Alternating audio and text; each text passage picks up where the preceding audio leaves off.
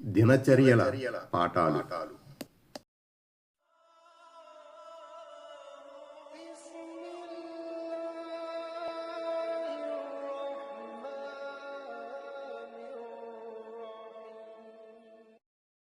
పన్నెండు, మస్జిద్కు నిదానంగా ప్రశాంతంగా వెళ్ళుట అభిలషణీయం.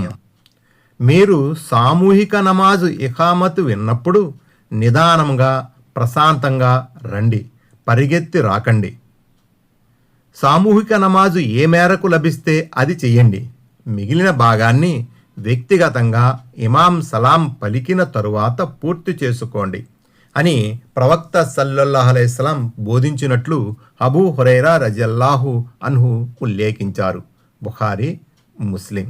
అబూ ఖతాదా ఉల్లేఖనం ప్రకారం మేము ప్రవక్త ముహమ్మద్ సల్లల్లాహు అలైహి వసల్లంతో నమాజు చేస్తూ ఉండగా ప్రవక్త సల్లల్లాహు అలైహి వసల్లం ఏదో గోల విని నమాజు ముగించాక ఏమిటి సంగతి అని మందలించారు. మేము నమాజు కొరకు తొందరపాటు చేశాము ప్రవక్త అని చెప్పారు. మీరు అలా చేయకండి. మీరు నమాజుకు వచ్చేటప్పుడు పూర్తి నిదానంగా రండి. ఇమాంతో ఎన్ని రకాతులు లభిస్తే అన్నీ చదువుకోండి. దొరకనివి తరువాత పూర్తి చేసుకోండి. ముస్లిం. విశేషాలు: 1. పూర్తి నిదానము మరియు శాంతితో నమాజుకు నడిచి రావాలని ఆదేశం ఇవ్వబడింది. 2. తొందరపాటుతో పరిగెత్తిపోవడం నివారించబడింది. అది రుకూ పొందే ఉద్దేశంతో అయినప్పటికీ అలా చేయకూడదు.